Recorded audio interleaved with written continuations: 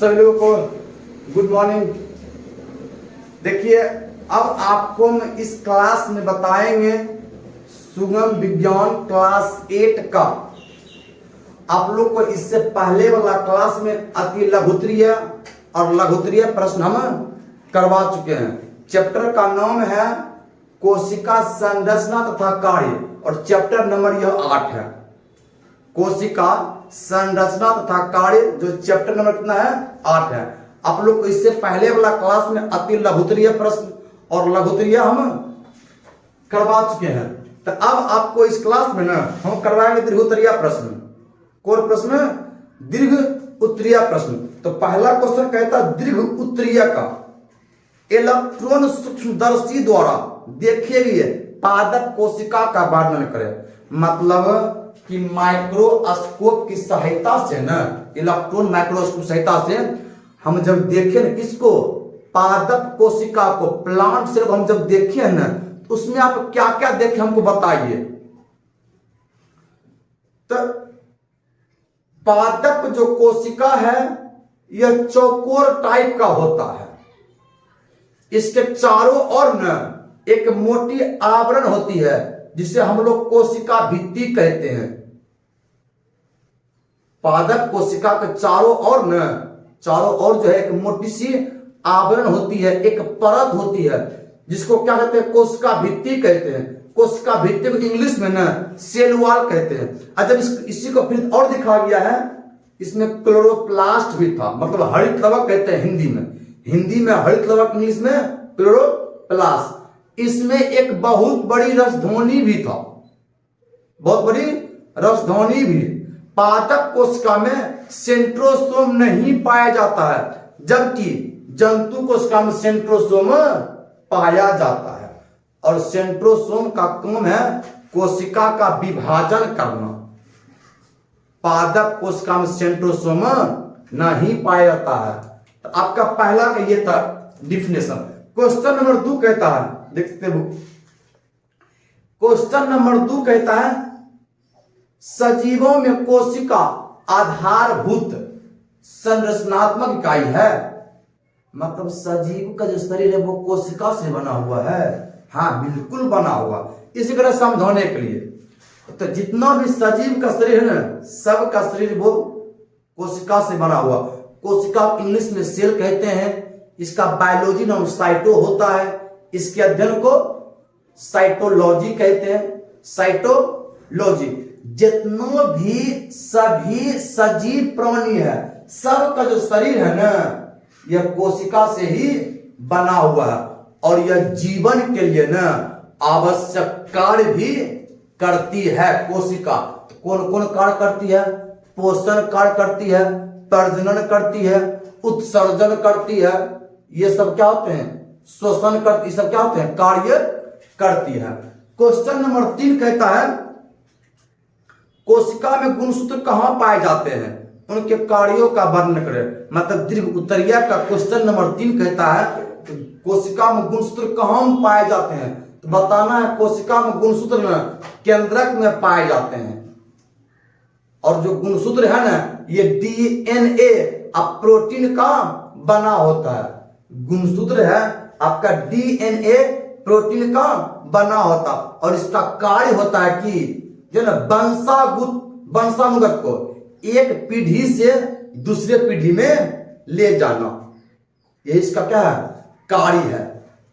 और डीएनए का पूरा नाम होता है, डीएनए का पूरा नाम होता है डीऑक्सीराइबोज न्यूक्लिक एसिड। डीएनए का पूरा नाम क्या होता है? Deoxyribose nucleic acid.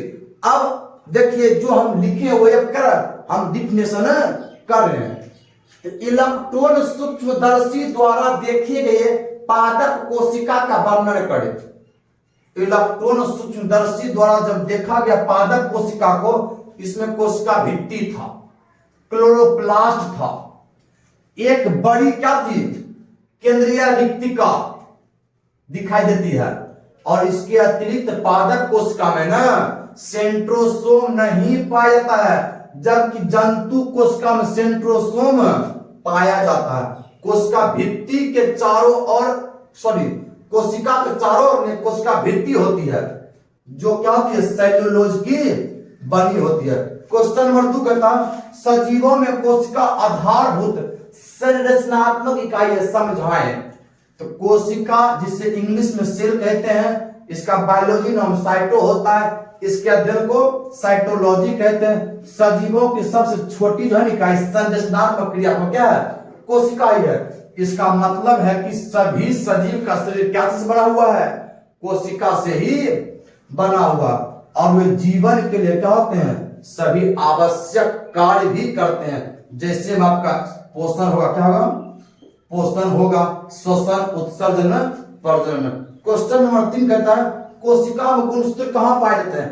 कोशिका में गुणसूत्र में केंद्रक में पाए जाते हैं, इंग्लिश में कहते हैं न्यूक्लियस, इंग्लिश में न्यूक्लियस में पाए जाते हैं। और गुणसूत्र में डीएनए और प्रोटीन के बने होते हैं, डीएनए और प्रोटीन के बने होते हैं। डीएनए का पूरा नाम है deoxyribose nucleic acid, deoxyribose nucleic acid होता है। और यह जो है ना आनुवांशिक जानकारी को, मतलब अपने पैतृक गुणों को एक पीढ़ी से दूसरे पीढ़ी में ले जाने का काम करते हैं। तो आइए अब आपको हम बताते हैं चौथा क्वेश्चन। अब बताता है चौथा क्वेश्चन। चौथा प्रश्न कहता है कि निम्नलिखित में किन्हीं 2 पर टिप्पणी लिखे, मतलब ऑप्शन को दिया गया है, उसका वर्णन करिए, टिप्पणी लिखिए। पहला कहता है कि कोशिका झिल्ली पर कर दीजिए टिप्पणी। खुआ नंबर कहता है कर दीजिए माइटोकॉन्ड्रिया पर। गुआ नंबर कहता है हरित लवक। मतलब 3 को दिया गया है और कहता है कि आप तीन को में से ना 2 ही पर क्या करें, आप टिप्पणी करिए। ठीक है, पहला कहता है कि कोशिका झिल्ली, कोशिका झिल्ली। देखिए कोशिका झिल्ली क्या है, सभी कोशिका क्या होती है, चारों ओर में पतली लचीली मुलायम झिल्ली होती है, इसे कोशिका झिल्ली, इसी को हम लोग प्लाज्मा झिल्ली भी कहते हैं। और कोशिका झिल्ली जो है ये लिपिड तथा प्रोटीन की बनी होती है। कोशिका झिल्ली जो है ये लिपिड तथा प्रोटीन की बनी होती है। और यह जो है ना अपने से होकर सभी पदार्थों को आने जाने नहीं देती है, कुछ ही पदार्थों को यह आने और जाने देती है, इसीलिए इसका नाम न प्रचयनात्मक पारगमन झिल्ली। ये इसी को हम लोग अर्ध पारगम झिल्ली कहते हैं, क्योंकि आधे पदार्थ को आने जाने यह देते हैं। अब इसी में ऑप्शन नंबर जो आपका खो है माइटोकॉन्ड्रिया। माइटोकॉन्ड्रिया को यह जो कोशिका के अंदर क्या है, यह एक कोशिकांगक है। माइटोकॉन्ड्रिया के आंतरिक दीवार को क्रिस्टी कहते हैं। माइटोकॉन्ड्रिया के आंतरिक दीवार को क्रिस्टी कहते हैं। और माइटोकॉन्ड्रिया खोज में अल्टमैन नामक वैज्ञानिक ने किए हैं। माइटोकॉन्ड्रिया जो खोज है अल्टमैन नामक वैज्ञानिक ने खोज किया। माइटोकॉन्ड्रिया के अंदर ही एक चक्र चलता है जिसे कहते हैं क्रेब्स चक्र। कौन चक्र? क्रेब्स चक्र कहते हैं। और क्रेब्स चक्र के फलस्वरूप 38 एटीपी का निर्माण होता है।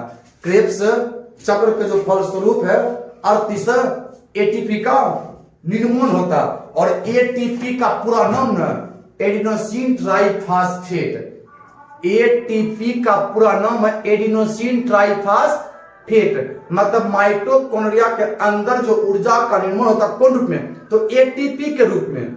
और 38 एटीपी बनते हैं और 38 एटीपी मिलकर ना एक ग्लूकोज का निर्माण करते हैं। एक ग्लूकोज का निर्माण करते हैं और एक ग्लूकोज से 4.2 किलो कैलोरी क्या होती है? ऊर्जा की प्राप्ति होती है। 4.2 किलो कैलोरी ऊर्जा की प्राप्ति होती है। तो माइटोकॉन्ड्रिया को कहते हैं ऊर्जा गृह, इसी को इंग्लिश में पावर हाउस कहते हैं। और आप लोग जब पढ़ेंगे क्लास 9th में तो माइटोकॉन्ड्रिया को एक बिजली घर कहते हैं। ठीक है, मतलब वही हुआ जो उन्हें ऊर्जा निर्माण कर रहा है। अगला कहता कि करिए हरित लवक का वर्णन। हरित लवक का, हरित लवक को इंग्लिश में कहते हैं क्लोरोप्लास्ट। और यह जो है ना पादप कोशिका और शैवालों में पाए जाते हैं। जो आपका हरित लवक है, हरित लवक को इंग्लिश में क्लोरोप्लास्ट कहते हैं। प्लास्ट कहते हैं। और क्लोरोप्लास्ट में ही क्या होते हैं, हरे रंग का वर्णक पाए जाते हैं।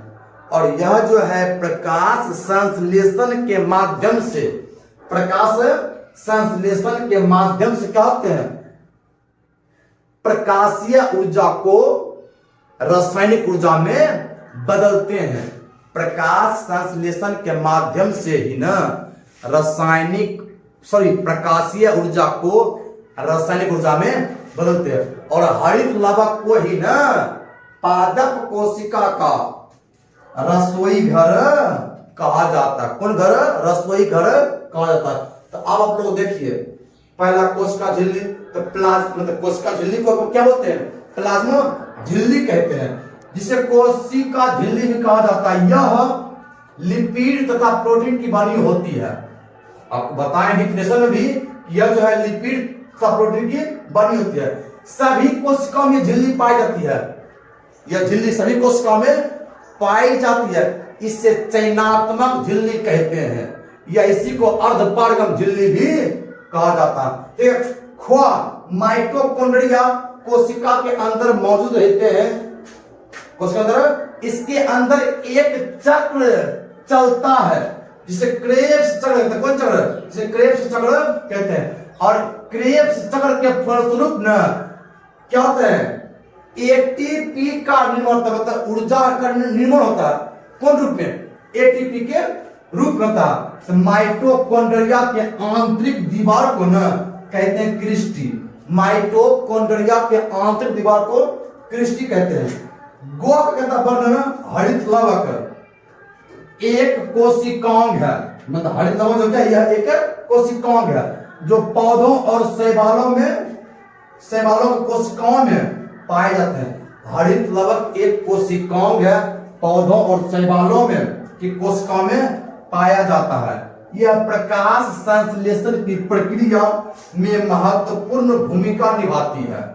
और यह जो है प्रकाश संश्लेषण की प्रक्रिया में महत्वपूर्ण भूमिका निभाती है, जिसके द्वारा प्रकाशीय ऊर्जा को रासायनिक ऊर्जा में बदला जाता है। हरित लवक को कोशिका का रसोई घर भी कहा जाता है। हरित लवक को कोशिका का रसोई घर भी कहा जाता है। तो अब जो आपका ये चैप्टर था कोशिका संरचना तथा कार्य, अब आपका ये क्या हो गया, कंप्लीट हो गया है। तो आज के लिए इतना ही। जय हिंद।